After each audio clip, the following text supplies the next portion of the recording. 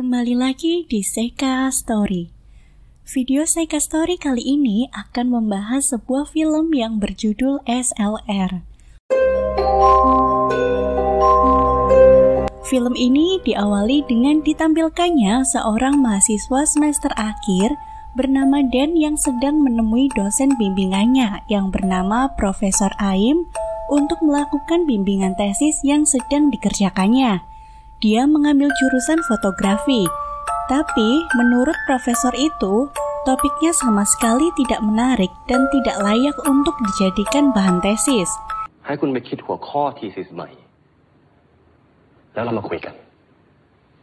Dia pun meminta Dan untuk mencari topik lain dan menemuinya kembali pada hari Minggu di rumahnya.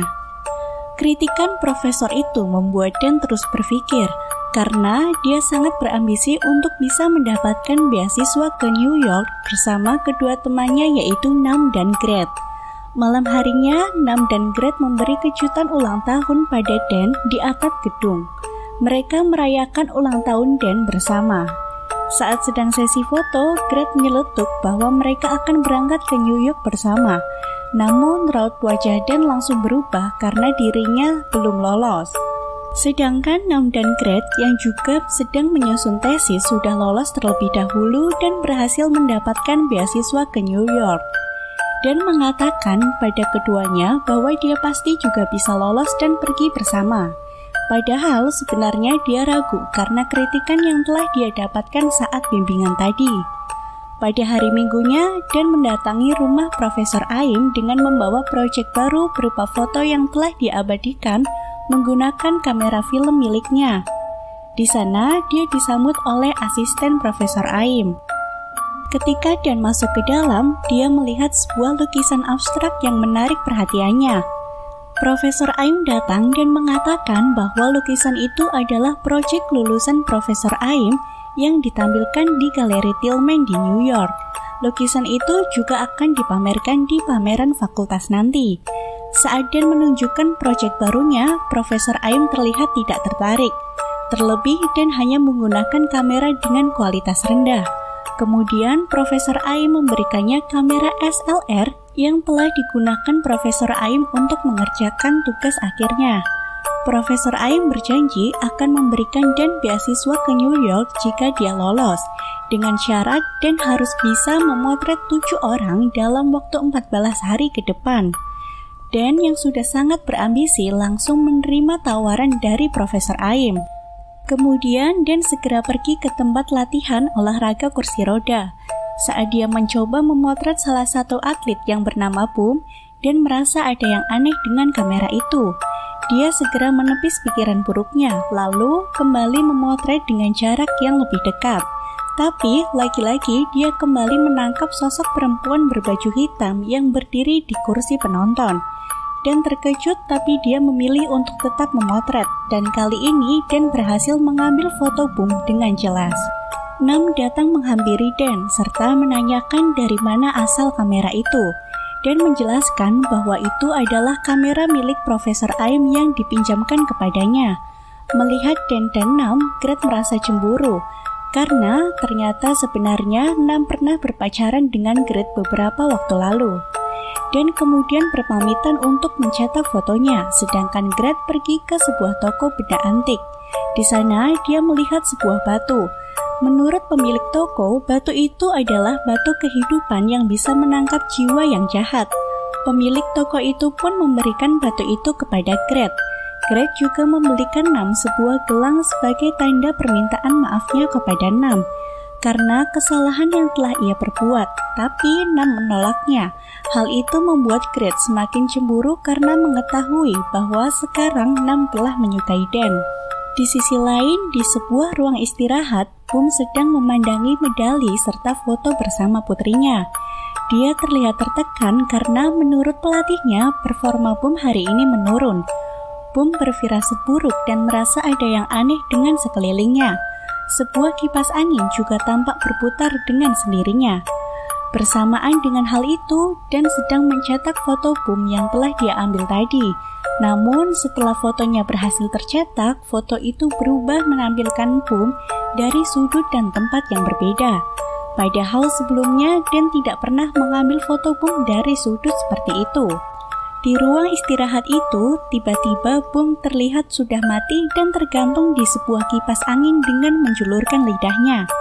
Keesokan harinya, Dan pergi meninggalkan rumah yang juga digunakan sebagai tempat bisnis fotografinya.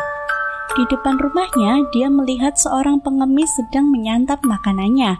Dia pun memotretnya menggunakan kamera SLR itu. Sesampainya di kantor, Dan bertemu dengan Profesor Aim untuk menunjukkan hasil foto atlet itu. Hasil foto Dan akhirnya berhasil mendapatkan pujian. Dia pun langsung bersemangat dan segera memotret objek selanjutnya. Saat ini, dia dan Nam sedang berada di sebuah kedai pad thai yang terkenal dan berniat memotret pemilik usaha pad thai yang merupakan sepasang suami istri.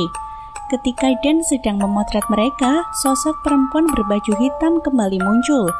Kali ini sosok itu terlihat lebih jelas dan seolah-olah sedang menangis ketakutan. Nam mengatakan bahwa sebelumnya ada seseorang bernama Chen yang pernah menggunakan kamera ini, tapi Chen sudah meninggal karena serangan jantung. Tiba-tiba Greg menelpon Nam dan memberi kabar bahwa Bum, atlet kursi roda yang difoto Dan kemarin, meninggal karena bunuh diri. Greg dan Nam mengamati soal kematian Bum yang dianggap janggal karena Bum mengalami kecacatan yang tentunya tidak mungkin bisa berdiri apalagi sampai menggapai kipas angin yang terletak di atap. Nam kemudian mencari tahu tentang sosok Chen dengan membuka sosial medianya. Di sana terlihat beberapa postingan fotonya yang terlihat sangat depresi saat mengerjakan tesis. Di postingan itu juga terlihat ada komentar dari seorang teman Chen yang bernama Rin yang bertuliskan, "Jika kamu tidak terobsesi dengan tesis, kita masih akan bersama." Akhirnya Nam mencoba menghubungi Rin untuk menanyakan beberapa hal tentang Chen. Keesokan harinya saat Dan sedang mengunjungi pamannya yang berada di rumah sakit, Dan diminta untuk memotret keluarga besarnya sebagai kenang-kenangan. Tapi karena ibunya sedang berada di luar dan menyusulnya, ternyata dia sedang memperhatikan seorang anak perempuan yang sedang bermain piano. Setelah mengobrol dengan ibunya dan memotret anak perempuan itu, namun di dalam kamera malah terlihat sepasang penjual pad thai yang seolah-olah menghantuinya. Adegan itu dibuat seolah-olah Dan sedang bermimpi. Saat dia terbangun, dia terkejut karena wajah dan tangannya terdapat luka yang muncul tiba-tiba. Di tempat lain, Nam mencoba mencari tahu alasan Bum bunuh diri. Sang pelatih mengatakan bahwa atlet dengan ekspektasi tinggi selalu berada di bawah tekanan, namun tidak dengan Bum yang tidak pernah terlihat tertekan. Sang pelatih juga tidak menyangka jika Bum akan melakukan bunuh diri. Malam harinya, saat Dan masih tertidur, dia mengalami mimpi buruk. Bersamaan dengan hal itu, film menunjukkan adegan sepasang penjual pad thai yang saling membunuh satu sama lain. Dan pun terbangun dengan wajah frustasinya. Tak selang beberapa lama, dia pergi ke kantor untuk menemui Profesor Aim untuk menanyakan kamera yang telah dipinjamkannya. Dan juga mengatakan bahwa orang-orang yang sudah dia potret salah satunya meninggal. Namun Profesor Aim malah mengatakan itu hanya kebetulan dan semua orang pasti akan mati. Akhirnya Dan yang sudah termakan omongan Profesor Aim kembali melanjutkan tugas memotretnya. Keesokan harinya Nam menghampiri Dan ke rumahnya. Namun dia merasa aneh dengan sikap Dan yang berubah menjadi cuek dan keras kepala. Nam melarang Dan untuk menggunakan kamera itu lagi karena bekas orang yang sudah mati. Tapi Dan tidak menghiraukan Nam. Setelah meninggalkan rumah Dan, Nam bertemu dengan Rin yang telah dia hubungi kemarin di sebuah kafe. Rin menceritakan kejadian aneh yang dialami oleh Chen semenjak menggunakan kamera itu. Chen menjadi terobsesi dengan tesis, kondisinya menurun, terdapat banyak luka di tubuhnya dan menjadi keras kepala. Nam menyadari bahwa semua kejadian aneh itu sama persis seperti yang dialami Dan saat ini. Akhirnya, Nam bergegas pergi menuju kedai pad thai yang telah dia datangi kemarin.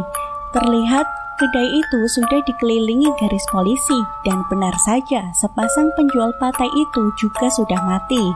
Nam langsung menelepon Gret untuk memastikan kamera apa yang akan Dan gunakan untuk memotret ketika atasannya yang bernama Porsche, Mini, dan Ten. Nam merasa lega karena kini Dan menggunakan kamera digital. Dan ใช้กล้องอะไรถ่ายอะ กล้องออฟฟิศไง ไม่ใช่หมายถึงใช้กล้องตัวไหนถ่าย นัด ครับพี่ ไอแดนใช้กล้องอะไรถ่าย กล้องดิจิตอลนะพี่ Kemudian Gret menjemput Nam untuk pergi ke sebuah tempat. Mereka berdua mencari tahu tentang kamera itu di laptop milik Jen yang telah dibawa oleh Nam. Mereka melihat gambar-gambar makhluk aneh di sana. Tiba-tiba Dan menelepon Gret untuk memberitahu bahwa Porsche memintanya untuk memotret menggunakan kamera film dan segera dicetak. Mengetahui hal itu, Gret dan Nam langsung panik dan segera bergegas untuk pergi ke kantornya. Saat hampir sampai, ada sesuatu yang membuat jalanan semakin macet. Mereka berdua memutuskan turun dari mobil untuk melihat apa yang terjadi. Ternyata, 3 atasan mereka yang telah dipotret oleh Dan telah mati karena telah terjun bersama dari atap gedung. Keesokan harinya, Nam dan Gret kembali memaksa Dan untuk tidak menggunakan kamera itu lagi karena sudah terbukti bahwa kamera itu sudah membuat 6 orang mati. Namun Dan tetap saja menyangkal hal itu. Saat Dan sedang mengangkat telepon dari ibunya, Nam berhasil mengambil kamera Dan membawanya ke Profesor Aim untuk dimintai penjelasan. Sebenarnya ada apa dengan kamera itu? Profesor Aim tidak percaya ketika Nam berkata bahwa 6 orang meninggal setelah Dan memotretnya. Profesor Aim malah meminta Nam untuk memotret dirinya di depan lukisan abstrak yang pernah membuat Dan tertarik. Karena dia ingin tahu apa benar kamera itu bisa membunuh orang atau tidak. Saat Nam mencoba memotret Profesor Aim, dia malah melihat lukisan itu bergerak dan terdengar banyak suara manusia yang berteriak minta tolong. Nam langsung mengurungkan niatnya dan keluar dari ruangan itu. Dan Gret merasa kebingungan.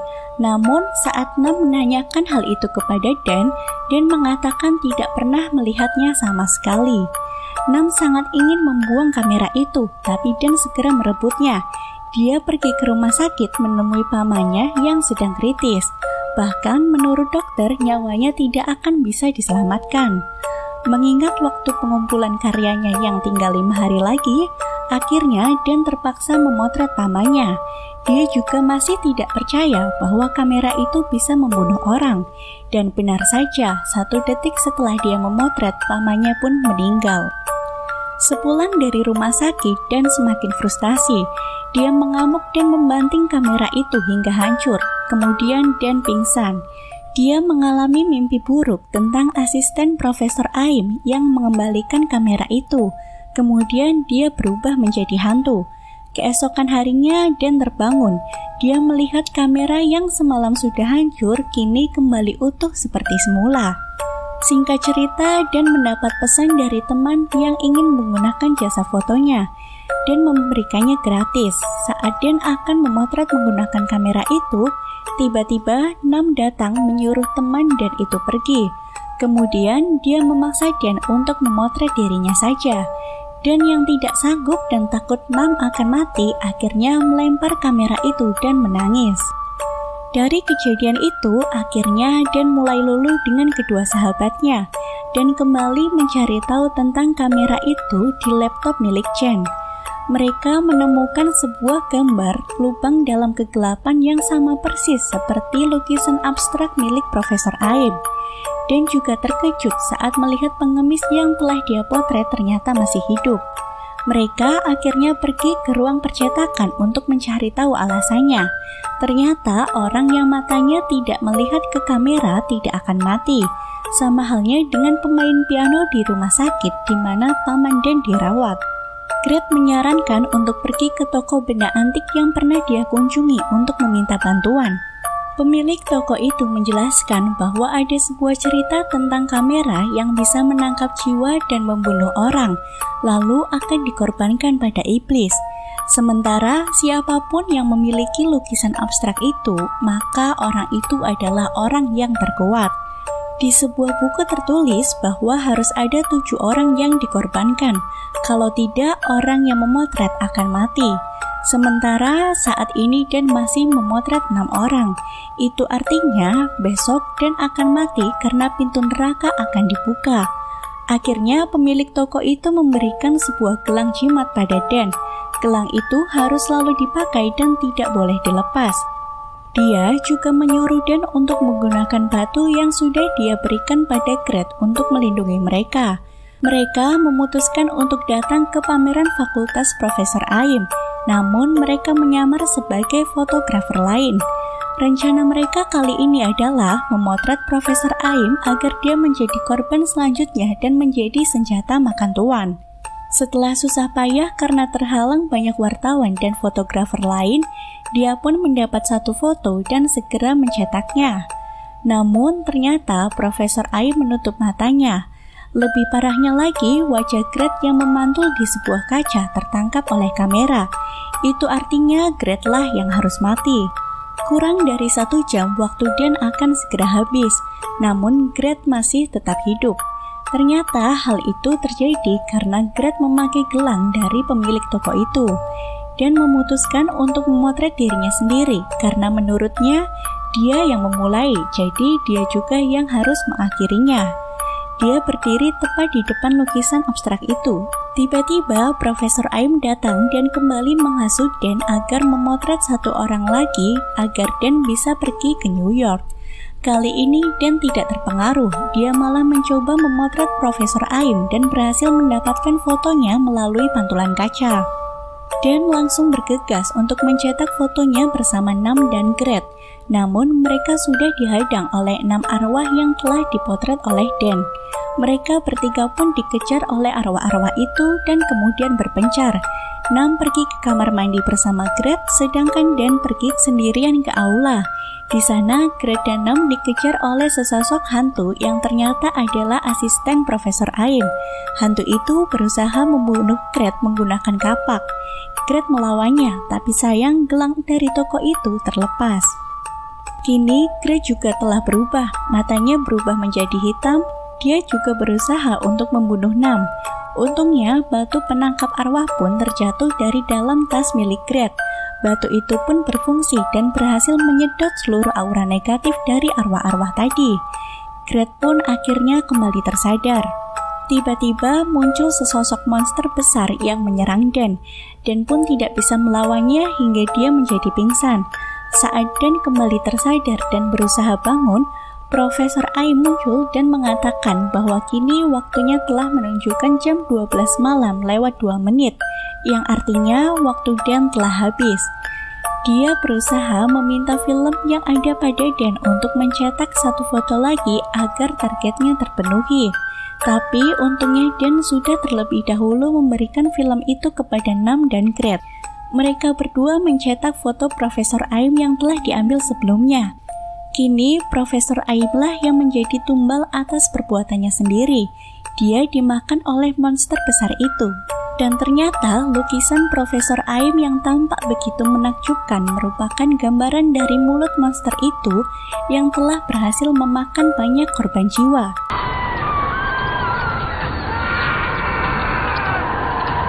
Dan pun berhasil tersadar dengan didampingi Nam dan Gret.